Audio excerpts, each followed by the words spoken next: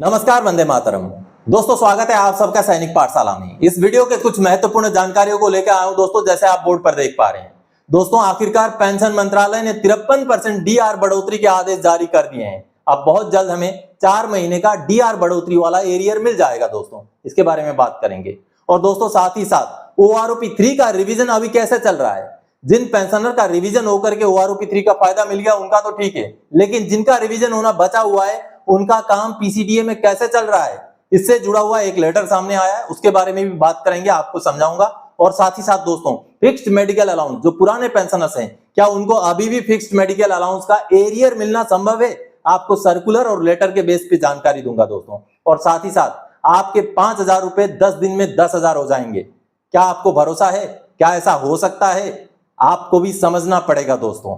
चलिए आगे बढ़ेंगे इन्हीं विषयों को लेकर के इस वीडियो में। आगे बढ़ने से पहले दोस्तों, मेरा हमेशा की तरह आप सबसे आग्रह है, अगर सैनिक पाठशाला चैनल का वीडियो आप पहली बार देख रहे हैं या तो चैनल को सब्सक्राइब नहीं किया है, वीडियोस देख रहे हैं आप लेकिन चैनल को सब्सक्राइब नहीं किया है, तो चैनल के साथ जुड़े रहने के लिए, इसका हिस्सा बने रहने के लिए और आपसे जुड़ी हुई भरोसेमंद जानकारियों को पाते रहने के लिए चैनल को सब्सक्राइब जरूर करें दोस्तों। चलिए आगे बढ़ते हैं जानकारियों की ओर। सबसे पहले जानकारी दोस्तों, पीसीडीए ने सीपीपीसी को सर्कुलर 165 के हिसाब से एफएमए का एरियर के भुगतान करने को कहा। जी हां, लेटर निकाल करके सीपीपीसी को बताया गया है पीसीडीए द्वारा कि पेंशनर को, जो पुराने समय के पेंशनर हैं, उनको एरियर का भुगतान करें, लेकिन कैसे कंडीशन में। लेटर देखना पड़ेगा, सर्कुलर देखना पड़ेगा और समझना पड़ेगा कि क्या पुराने पेंशनर्स को आज के डेट में उनका पुराना समय का एरियर एफएमए का मिल सकता है। चलिए लेटर देख के समझते हैं दोस्तों। पीसीडीए का ये एक लेटर है, 24 अक्टूबर 2024 का लेटर है, जो कि एक सीपीपीसी को लिखा गया है और सीपीपीसी को पेंशनर का एफएमए के भुगतान के संदर्भ में लिखा गया है। दोस्तों, ये बहुत पुराने पेंशनर थे, जिन पेंशनर ने बाद में उन्होंने 2019 में ईसीएचएस की फैसिलिटी ले ली, लेकिन जब से एफएमए लागू था तब से लेके 2019 तक का एरियर का जब उन्होंने मांग किया, तब जाकर के ये लेटर जो है पीसीडीए द्वारा निकाला गया सीपीपीसी को। और किस तरीके की बातें इस लेटर में कही गई है, देखिए इस लेटर में दोस्तों पीसीडीए ने अपने ही पीसीडीए के सर्कुलर नंबर 165 का जिक्र किया है। 165 नंबर सर्कुलर के पैराग्राफ नंबर 3 के हिसाब से भुगतान करने को लेकर के यहाँ पर हिदायत दी गई है। अब इस लेटर को यहाँ पर छोड़ते हैं, आगे में दोबारा से इस लेटर के बारे में हम बात करेंगे, लेकिन अब चलते हैं 165 सर्कुलर को देखते हैं दोस्तों। पैराग्राफ नंबर 3 165 सर्कुलर का क्या बोलता है दोस्तों। पीसीडीए का 165 नंबर सर्कुलर है 22 फरवरी 2013 का, और इसी सर्कुलर से जो है एफएमए के बारे में गाइडलाइन जारी किए गए थे। चलिए मैं दिखाता हूं पैराग्राफ नंबर 3। ये देखिए paragraph number 3, payment of fixed medical allowance defence pensioner oblique family pensioner. अब देखिए यहाँ पर बहुत ही महत्वपूर्ण चीजें हैं दोस्तों। यहाँ पर 2 कैटेगरी में पेंशनर्स को बांटा गया है। यहाँ पर अगर आप थोड़ा सा ये जो ए नंबर है, जो पैराग्राफ नंबर 3 का सब पैराग्राफ नंबर 2 का जो ये सब पैराग्राफ नंबर ए है, यहाँ पर ये महत्वपूर्ण बात लिखी गई है, जो कि आपको सबसे पहले तो बता दूं दोस्तों कि जो एफएमए शुरू किया गया था वो 1 दिसंबर 1997 से शुरू किया गया था। और यहाँ पर क्लियर है कि 31 अक्टूबर 1998 तक जो भी पेंशनर रिटायर हुए हैं उनको एफएमए देने की जिम्मेवारी सीपीपीसी की थी, यानी कि बैंक की थी दोस्तों। उनका पीपीओ में एफएमए के बारे में जिक्र नहीं था। यानी कि अगर कोई पेंशनर जिनका पीपीओ 31 अक्टूबर 1998 से पहले बना हुआ है, तो उनको एफएमए बैंक द्वारा सीधे सीधे दिया जाना था, एक सर्टिफिकेट पेंशनर से लेकर के कि उनके एरिया में कोई भी जो है फौजी फैसिलिटी नहीं है, मेडिकल फैसिलिटी नहीं है, उस सर्टिफिकेट को लेके उनको एफएमए का भुगतान करना था। लेकिन जिनका भी रिटायरमेंट 31 अक्टूबर 1998 के बाद हुआ है या पीपीओ उनका उस डेट के बाद निकला है, तो उनका पीपीओ में एफएमए के बारे में एंडोर्स किया जाएगा, यानी कि मेंशन किया जाएगा। ये बी नंबर पैराग्राफ में वो चीज लिखा हुआ है। The grant of fixed medical allowance in respect of pensioners family pensioners whose pension payment order is issued after 31 October 1998 had to be notified in the PPO itself। यानी कि 31 October 1998 के बाद के अगर रिटायरी हैं तो उनका पीपीओ में एफएमए के बारे में लिखा जाएगा। लेकिन उससे पहले के जो रिटायरी हैं, यानी कि दोस्तों ये देखिए दिसंबर 1997 से लेकर के अक्टूबर 1998 तक के जितने भी रिटायरी हैं उनको एफएमए देने की जिम्मेवारी दोस्तों थी बैंक की, सीपीपीसी की। तो यही बातें यहाँ लिखी गई हैं। हालांकि इस जो सर्कुलर में 165 नंबर सर्कुलर में कहीं भी इस बात का क्लैरिफिकेशन नहीं दिया गया कि मान लीजिए कोई पेंशनर थे, जो पुराने पेंशनर थे, उन्होंने मान लीजिए 2019 से जो है ईसीएचएस ले लिया, लेकिन जब से उनको एफएमए लागू था तब से लेके 2019 तक का वो अगर एफएमए को अभी क्लेम करते हैं 2019 के बाद 20 में 21 में या अभी 2024 में, तो उनको वो एफएमए का एरियर मिलेगा कि नहीं मिलेगा। ये इस सर्कुलर में भी कहीं भी क्लैरिफाई नहीं किया गया। ये देखिए यहां तक है, इसके बारे में नोट तक जो आप देख पा रहे हैं, यहां तक सर्कुलर नंबर 165 में एफएमए के बारे में है। अब चलिए उस लेटर में लेकिन ये चीज थोड़ा सा क्लैरिफाई किया गया, जो इस लेटर को मैंने थोड़ी देर पहले आपको दिखाया था। चलिए उस लेटर को दोबारा देखते हैं और समझते हैं कि एफएमए आखिर कब से लागू होता है। अब ये वही लेटर है दोस्तों, 24 अक्टूबर वाला। अब चलिए यहाँ पर जो ये एक पैराग्राफ है, यहां पर आपको समझना पड़ेगा, ये लास्ट वाला जो लाइन है यहाँ पर, further FMA is payable from next month in which option for the same is exercised by the pensioner। ये लाइन क्लियर बोलता है दोस्तों कि FMA कब से मिलेगा, जब पेंशनर ने ऑप्शन को एक्सरसाइज किया, यानी कि जब से ऑप्शन का चुनाव किया कि मुझे FMA चाहिए, तब से लेकर उसका अगले महीने से लेकर उनको FMA का भुगतान होगा। इसका मतलब है दोस्तों कि अगर आपने पुराने समय में FMA नहीं लिया और आज अगर आप FMA चाहते हैं तो आपको FMA जब आज आप अप्लाई करेंगे उसका अगला महीने से मिलेगा। चलिए आगे बढ़ते हैं अगली जानकारी की ओर दोस्तों।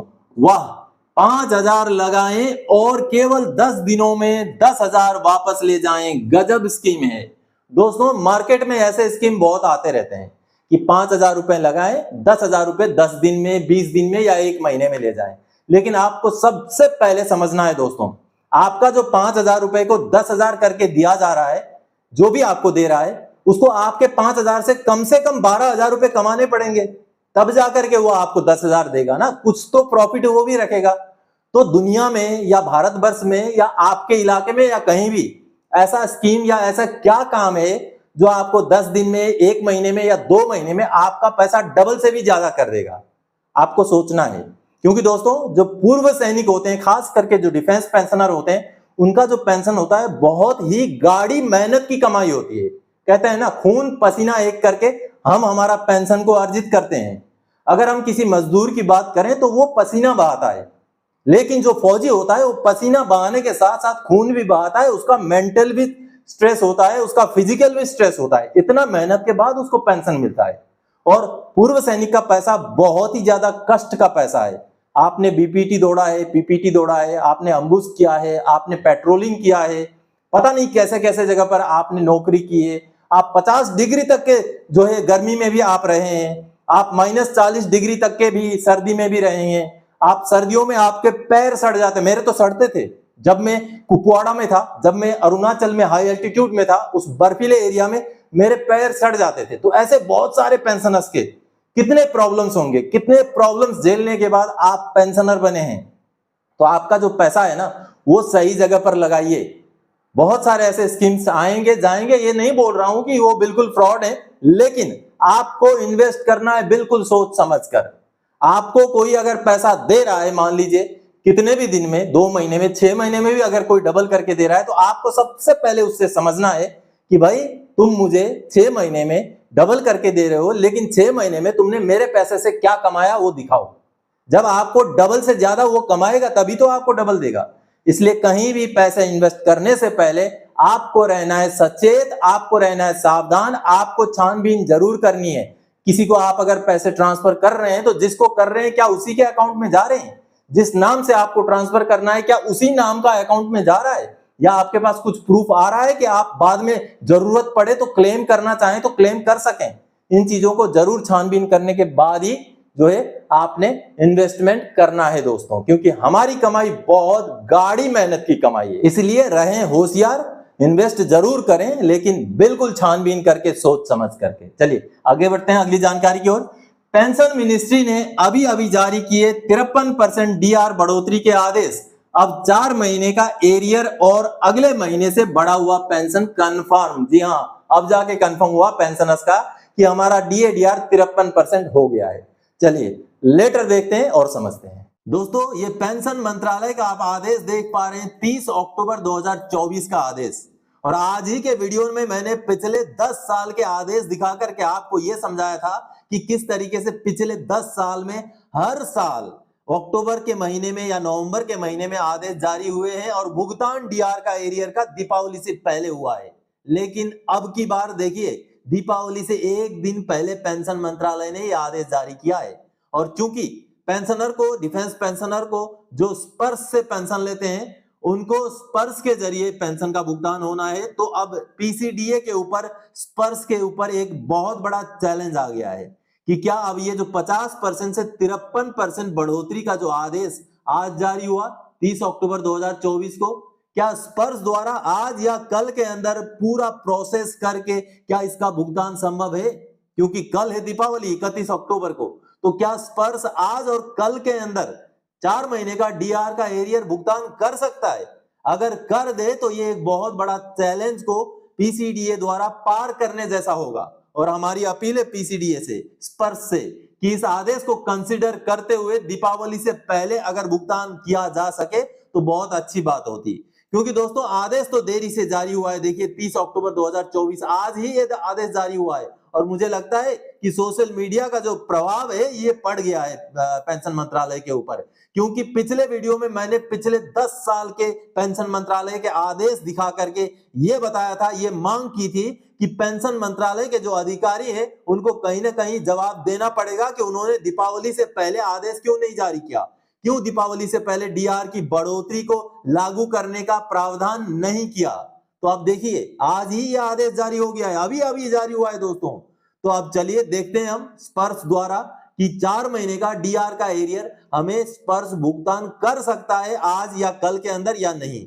देखते हैं दोस्तों, क्योंकि स्पर्श एक ऑटोमेटेड सिस्टम है और अगर सॉफ्टवेयर इंजीनियर्स चाहें उसमें अगर कमांड को एग्जीक्यूट करा दिया जाए तो हो सकता है कि आज कल के अंदर 4 महीने का डीआर का एरियर का भुगतान हो भी जाए, और अगर आज या कल के अंदर ना हो तो अगले कुछ दिनों में तो जरूर हो जाएगा। चलिए आगे बढ़ते हैं अगली जानकारी की ओर। रिकॉर्ड ऑफिस ने कहा जिनको अभी तक ओआरओपी 3 नहीं मिला उनका भुगतान किस तरीके से होगा, आगे लेटर देखें। मैं सीधे आपको लेटर दिखाना चाहूंगा, चलिए पहले लेटर देखते हैं। दोस्तों ये जो रिकॉर्ड ऑफिस का लेटर है अक्टूबर महीने का ही लेटर है, अभी हाल का लेटर है, अक्टूबर के लास्ट का लेटर है। और ये पेंशनर को सीधे, फैमिली पेंशनर को रिकॉर्ड ऑफिस ने लिखा है। जब पेंशनर ने ये गुहार की कि ओआरओपी 3 में मेरे पेंशन में बढ़ोतरी है, आपने मुझे बढ़ोतरी नहीं दी, अक्टूबर का महीने का पेंशन का मैसेज आ चुका है लेकिन मुझे पेंशन बढ़े हुए रेट से नहीं मिला है, तो उसको लेकर के रिकॉर्ड ऑफिस ने यह जानकारी दी है कि जो पेंशनर बचे हुए हैं ओआरओपी 3 का, जिनको रिवीजन नहीं मिला है, उनका आगे रिवीजन किस तरीके से होगा या पीसीडीए में रिवीजन का काम